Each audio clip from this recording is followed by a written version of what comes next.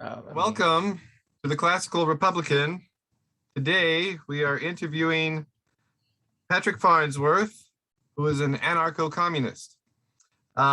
He has a podcast called Last Born in the Wilderness, and he talks about his philosophy, which is anti-fascist, anti-capitalist, anti-racist, ecologically centered, and animist. Okay, he is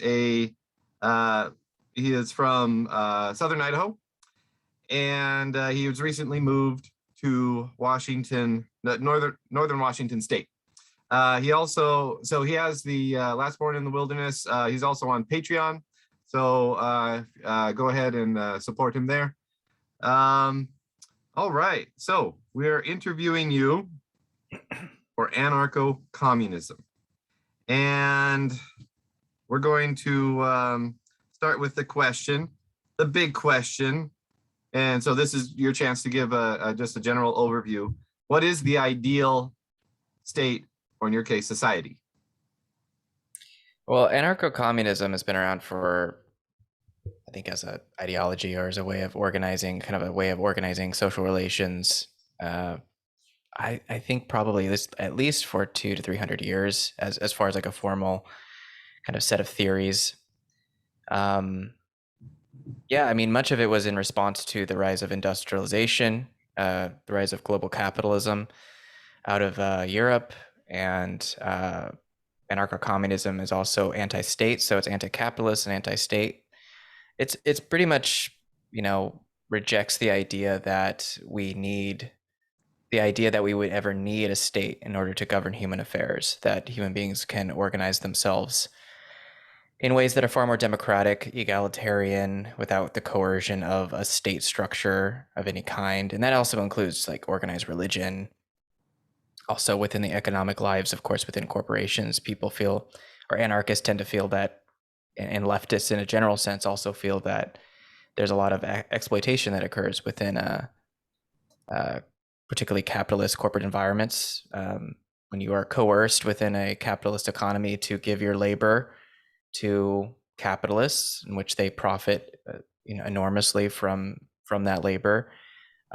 So anarchists and anarcho-communists would say that, yeah, we don't need a state. We can come to decisions collectively through democratic processes, and also respecting the fact that each group of people that would do this would have their own ways of coming about decision-making processes and coming to some sort of sense of collective decision-making.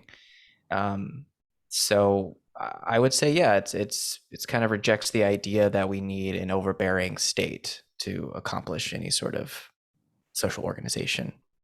Yeah. Right. Thank you. How do we get there? Well, there's been different paths that anarchists have taken. One of the most obvious ways is revolution, right? So, a really obvious example, and of course it didn't lead to an anarchist or anarcho-communist state, but anarchists were certainly involved in this, which was the 1917 revolution in Russia. That was a violent revolution. There was obviously people that were taking up arms. They were resisting the aristocracy or the Tsar, the state of Russia at the time. Unfortunately, once the Bolshevik Party really kind of began to consolidate power within the state of Russia, they began to arrest and execute anarchists and anyone else that resisted their rule. But yeah, there's plenty of other examples of anarchists that have been able to create autonomous spaces within various regions. We saw that in Spain during the Civil War in the 1930s.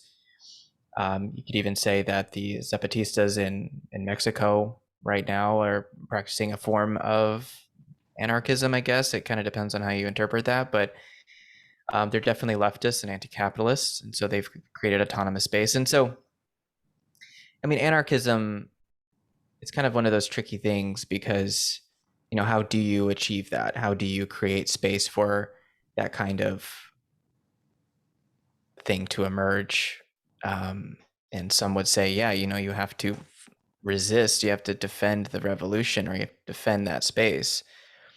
Um, and so, yeah, I mean, violence is certainly a part of that, but it's seen as justifiable because the state is violent, and the state will use its monopoly on violence in order uh, to impose itself and to squash out any movement that stands in opposition to it.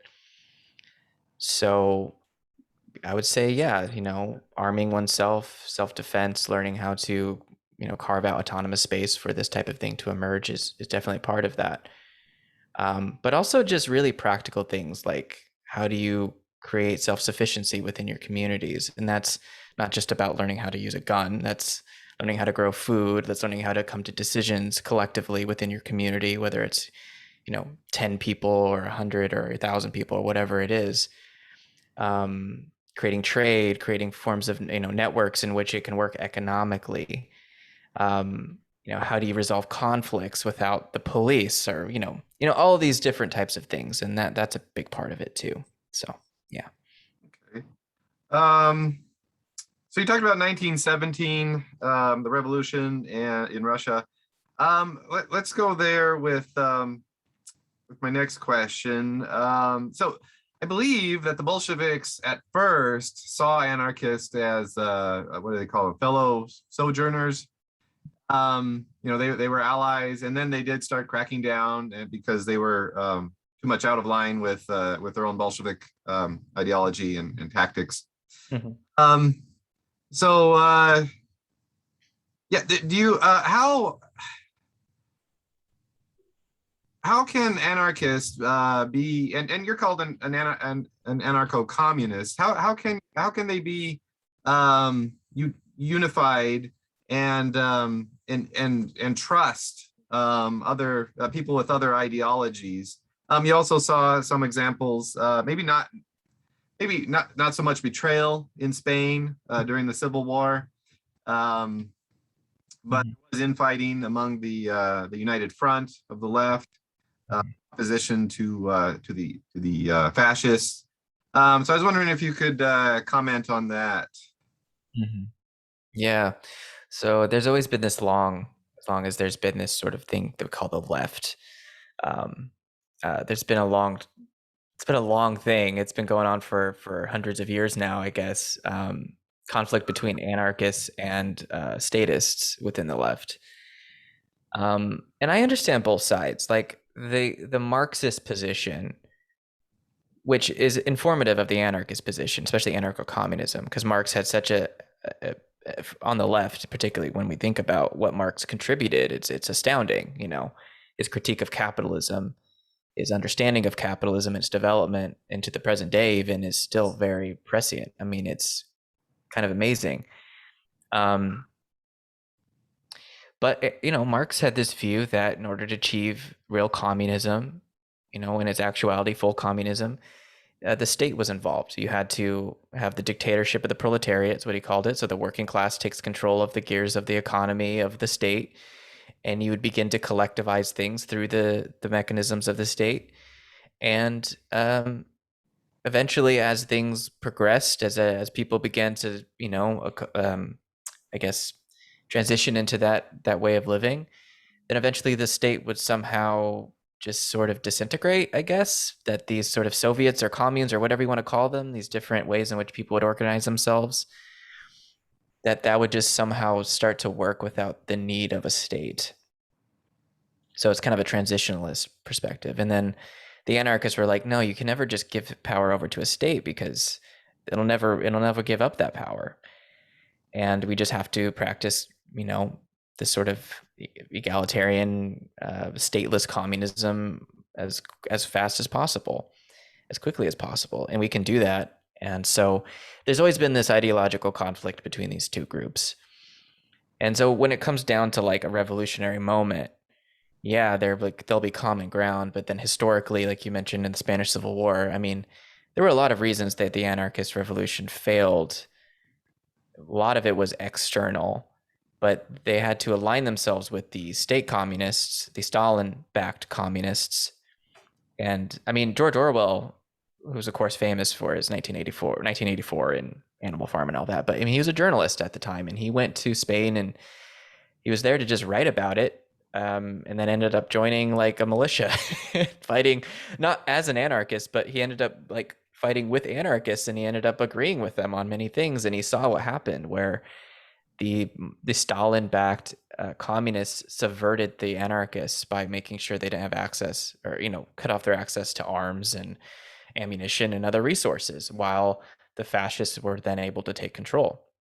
So, there's a long, I don't know how to resolve this, because I don't know if anybody does. I mean, that's why there is so much conflict within the left. There's a lot of reasons for it, but it's like when you have this moment where something is happening, you have to have a common goal. But then once you finally get past that point where you've maybe pushed out the capitalists or the state or whatever, then what?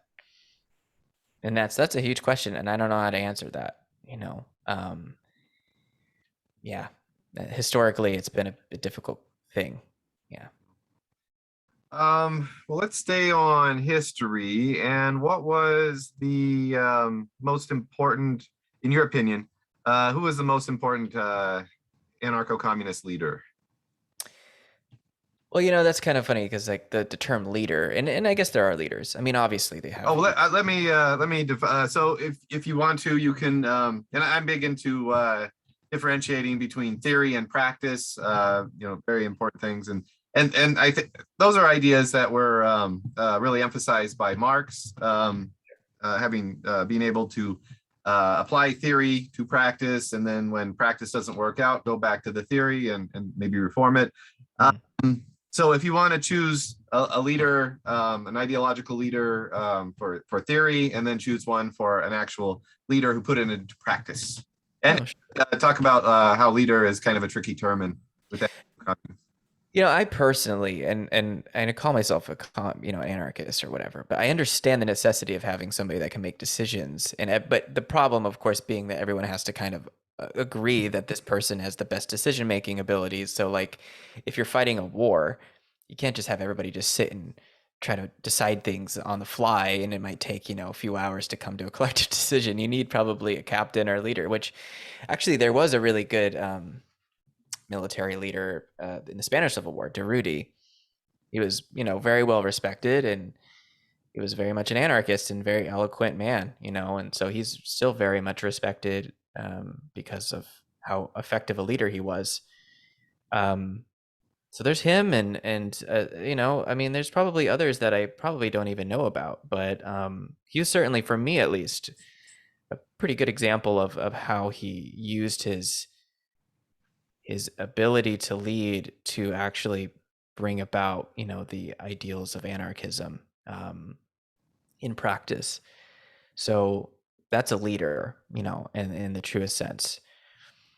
As far as like theory, I mean, one of the most well-known is Peter Kropotkin out of Russia. I mean, he wrote, Mutual Aid, Conquest of Bread. He was a huge figure within, the idea of anarcho-communism, because he began to not only, I mean, he approached it theoretically, but he also was like, let's look at it also scientifically. Like, what is the natural state of human beings? What is the natural state of nature, you could say, through an evolutionary perspective? So he was kind of pushing back against what we started to see out of, Darwinism, because Darwin himself didn't, believe in this idea of survival of the fittest, but people who were taking his evolutionary theories began to promote this idea that, the survival of the fittest, the strongest succeed, this idea which has been used to justify the kind of meritocracy that we see under, or, the idea of the meritocracy under capitalist societies, and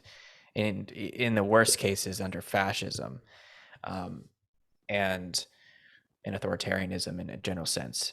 So anyway, Kropotkin was able to put forward, back in the early 1900s, I think it was, this idea that mutual aid, cooperation was the natural state of things. That not only do we see that amongst species within themselves, but also between species, And he says that's what human beings naturally are predisposed to do. We're predisposed to take care of one another. And that's the best way that we can evolve as a species. And of course, maybe there's some parts of that theory that's been scientifically, maybe it didn't work out in the end, but ultimately, I think science has come around to that. And I think historically, we've come around to that as well. I think that you look at the anthropological record of what human beings have been for the majority of our existence as a species. We've lived in very small bands of hunter-gatherers that have had to come to decisions, through what we would think of through, kind of an anarchist form of democracy. This actually, if you don't mind, I think another really good theorist, and he passed away recently, contemporary theorist, because obviously Kropotkin was way back in the early 20th century, was David Graeber. Excellent historian. He was an anthropologist, activist. He was actually one that kind of, when the Occupy movement happened here in the U.S. and around the world, the 1%, the 90, we are the 99%, like that kind of came from him, in great part. But anyway, I read a very small book he wrote back when I was starting to read about anarchist, theory or whatever, called Fragments of an Anarchist Anthropology. And so part of his field work as an anthropologist was to go spend time with the Malagasy people, or the people of Madagascar. And this was, I think, in the 90s, and the state had largely collapsed at that point in Madagascar. So they weren't interfering in the lives of people in the countryside, at least, very much, except maybe to collect taxes or something, some very minimal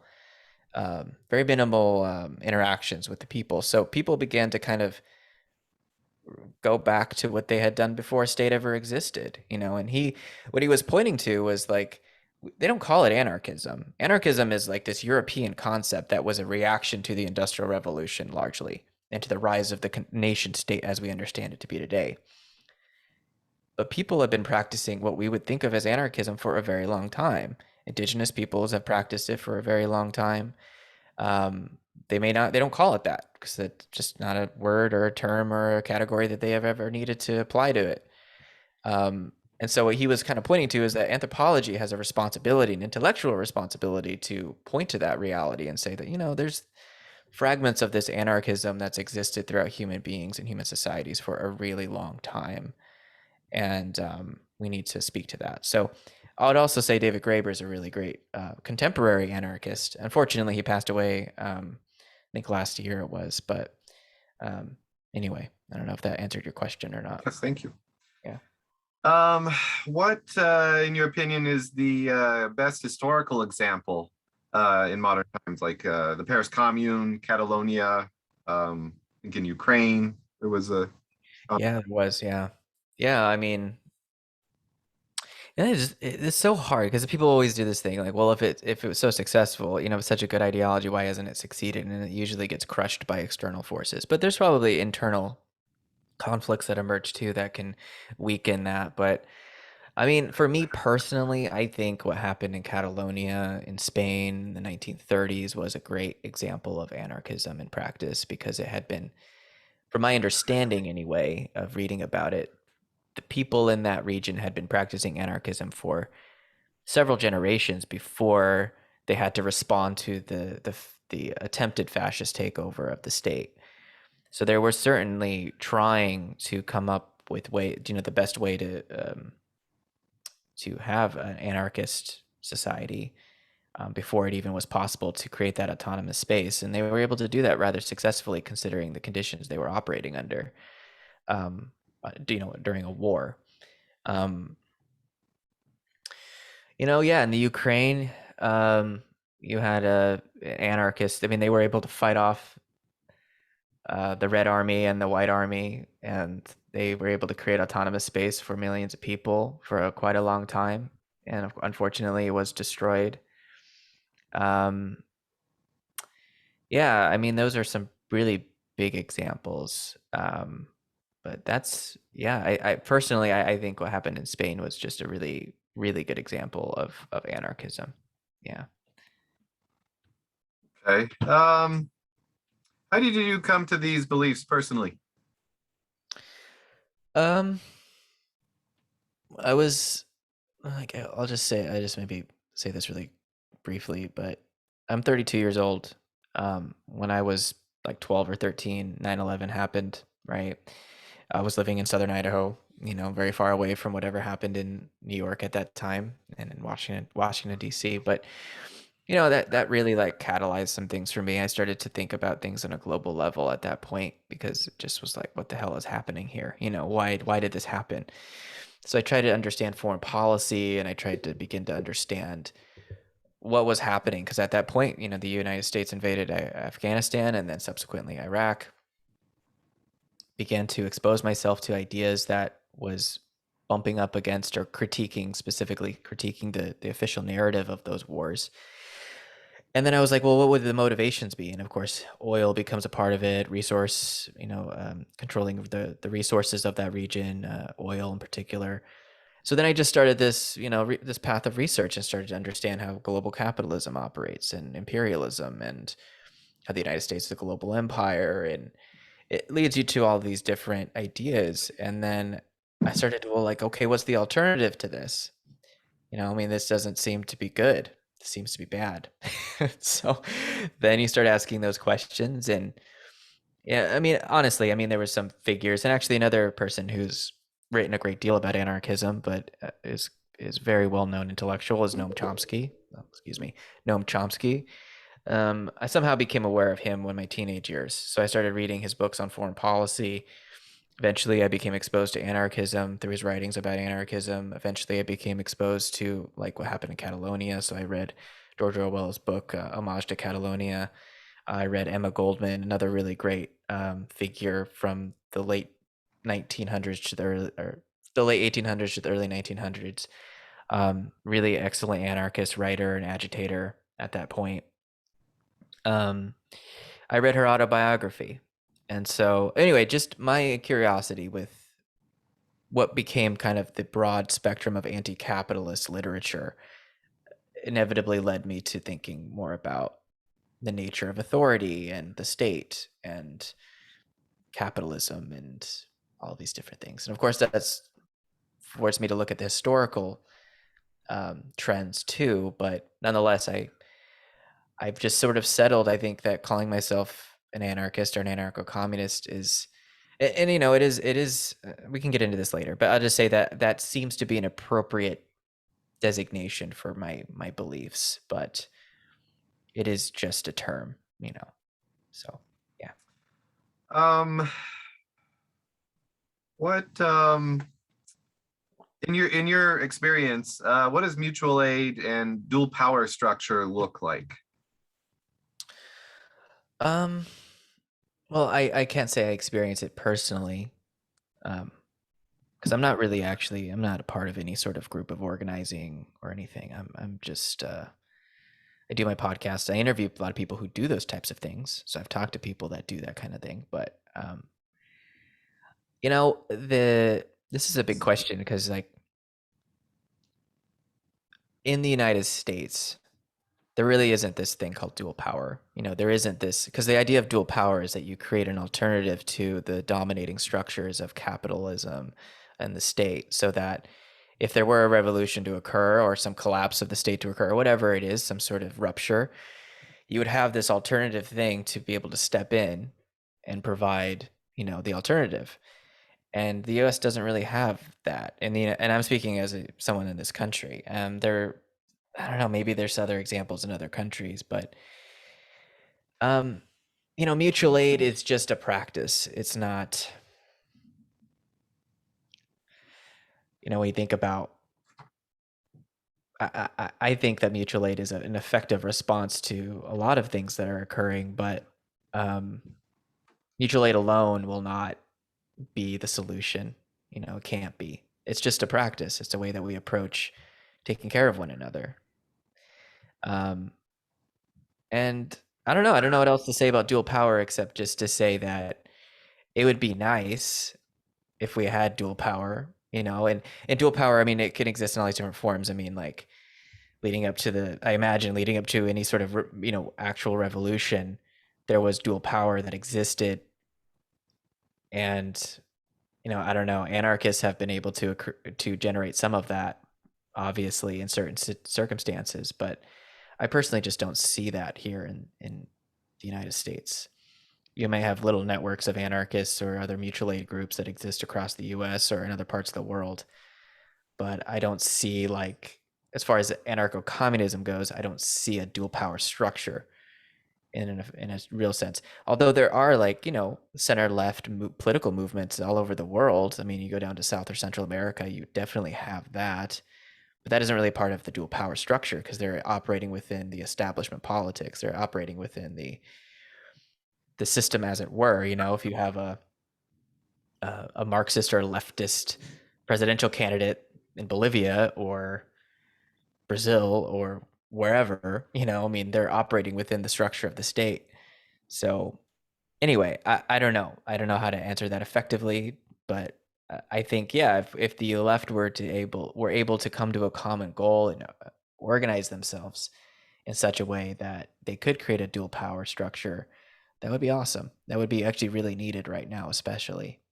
Yeah. Would an organization like Democratic Socialists of America fit the bill for you? And then also, if you could comment on electoralism, Mhm. thoughts on electoralism. I'm pretty sure an anarchist would want to stay out of that.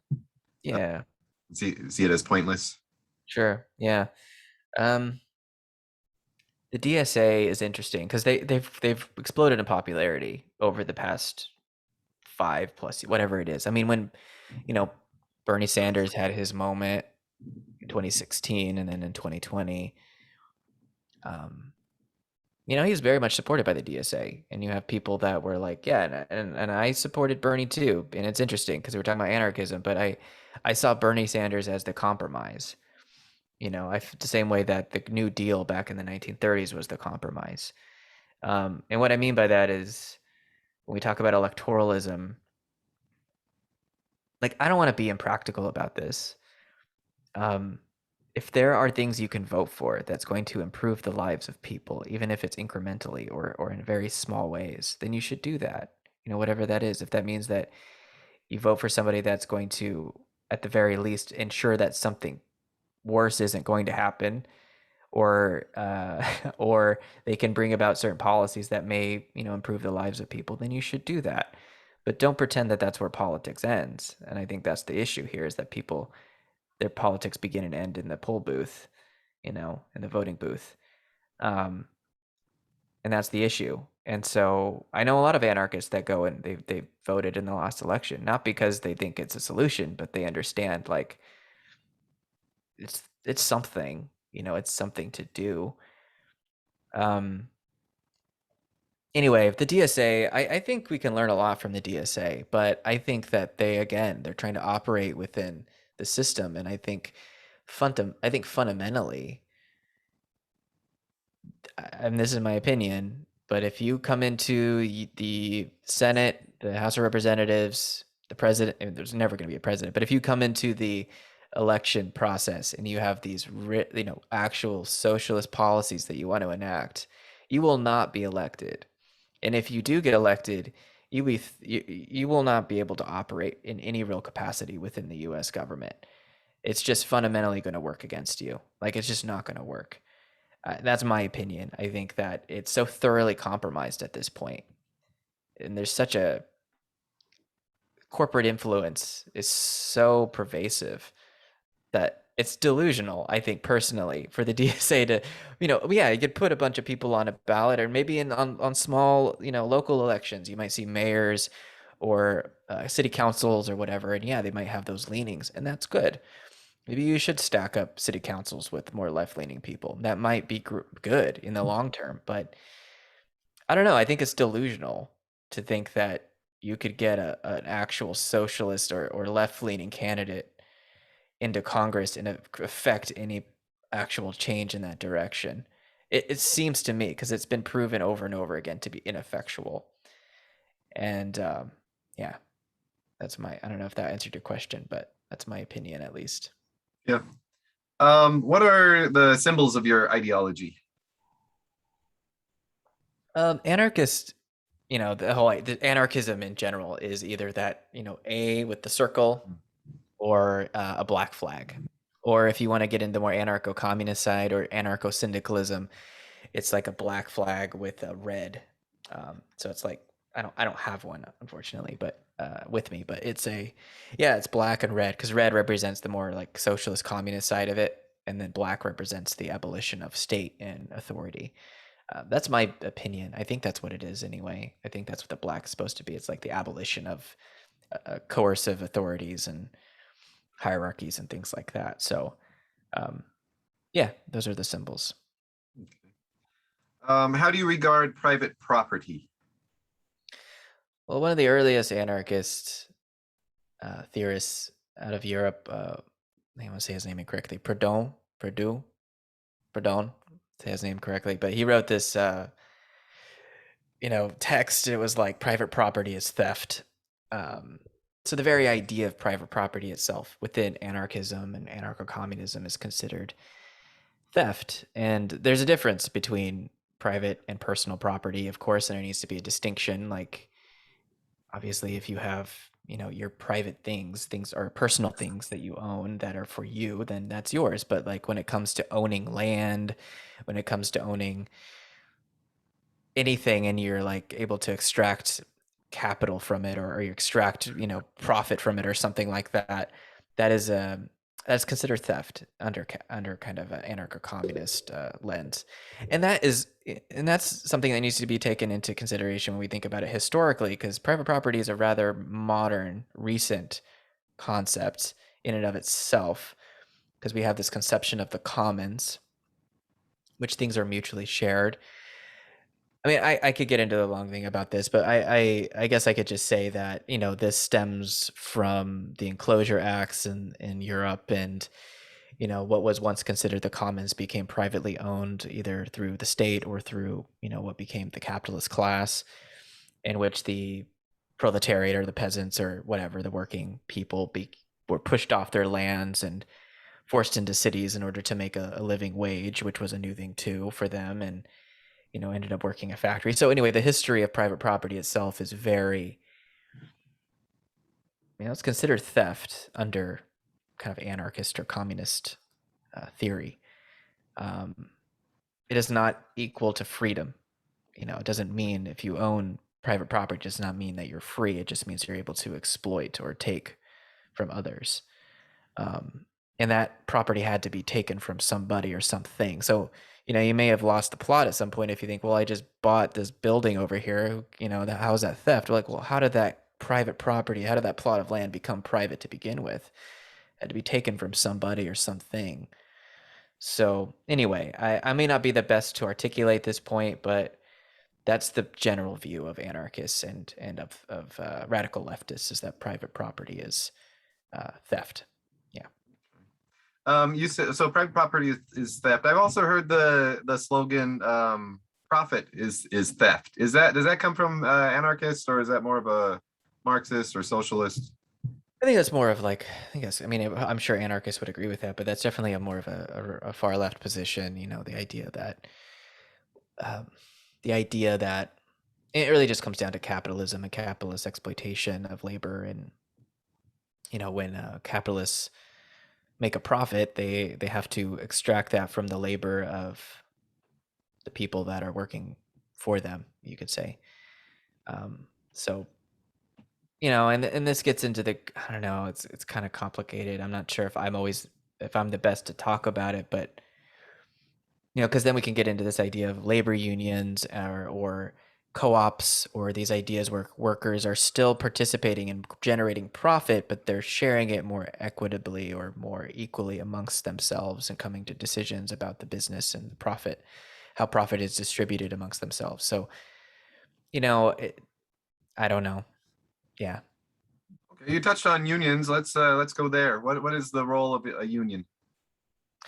Well, I mean, a union is really just a way for um, workers to have more leverage in the workplace. So, anarchists would describe working at a privately owned business as being like working for a private tyranny, because you really don't have much say in what the boss tells you to do. If you have to do this thing and work this many hours for this wage, the boss can just fire you. Or if you decide to go on strike, or if you want to, force them to negotiate with you, they can maybe just throw you out and get scabs to work in their place or whatever.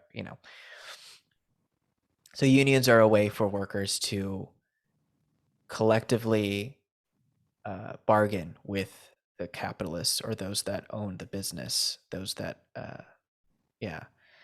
So, yeah, unions have a long history. They've been around for however long, since the dawn of the Industrial Revolution. You know, workers were recognizing how exploited they were, and they were like, "Well, what's the solution to that?" Well, we could form something that was that eventually called a union.